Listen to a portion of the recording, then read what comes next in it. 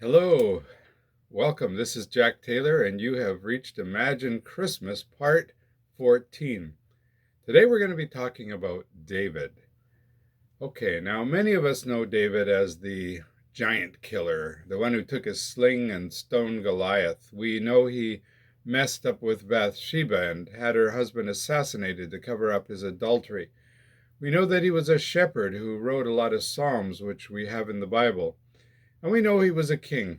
But what does all that have to do with Christmas? Well, David is the one who gets the Christmas promise that we heard given to Abraham, Isaac, and Jacob.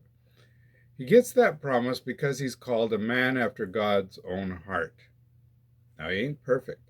He messes up, no question.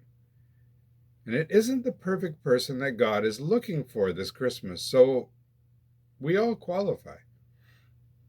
David, Psalm 51 says, "For I know my transgressions, and my sin is always before me. Against you and you only have I sinned and done what is evil in your sight."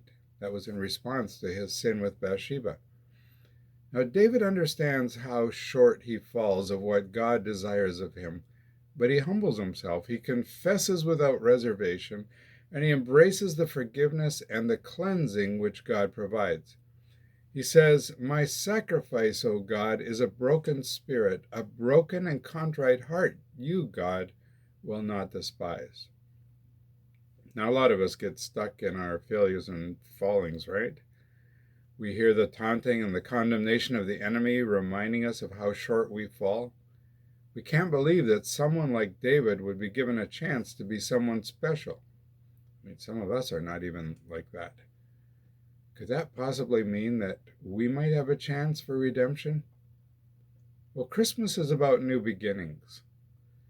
But David isn't just a disaster in his own life. David is a disaster as a parent. His daughter gets raped by a brother and he does nothing. That son is killed. Several of his sons lead rebellions against him and he fails to provide the key leadership that people need. By some mercy of God, he listens to God enough to choose the right son, Solomon, to succeed him. There really don't seem to be very many healthy families in the biblical story. You don't look here to get your parenting tips.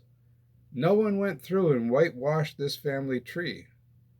Now, your family and my family might just blend in with the reality of all these broken families. In the middle of the great feats, the great defeats, and the strategic retreats, David does a few key things right.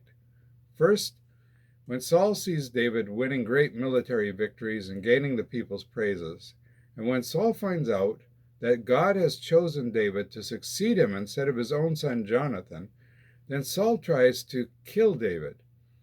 Well, on two occasions, David has the chance to kill Saul, but he resists. He refuses to lift his hand against the Lord's anointed. He honors God's choice of leader despite how much that leader is working against him. Well, second, he sees that while he has a great palace, God has nowhere to house his glory, and he prepares to build a great temple for God. But instead, God says, "Listen, I took you from the pasture, from tending the flock, and appointed you a ruler over my people Israel. I have been with you wherever you have gone. I have cut off your enemies from before you. Now I will make your name great, like the names of the greatest men on earth. I will establish a house for you. When your days are over and you rest with your ancestors, I will raise up your offspring to succeed you, your own flesh and blood, and I will establish his kingdom. He's the one who will build a house for my name, and I will establish the throne of his kingdom forever." Forever. That's the word which makes all the difference. When we mess up over and over, when our parenting messes others up, when we have dreams which crumble into dust at our feet, to believe that God could unleash something eternal out of it all, only the Christmas story puts reality into this word forever. Forever hints at someone beyond Solomon. Forever puts today's challenges into perspective.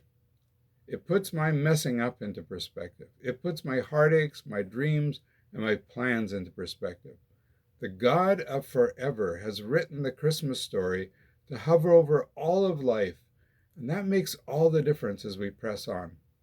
So let's keep imagining Christmas together, and let's press on again tomorrow. God bless you.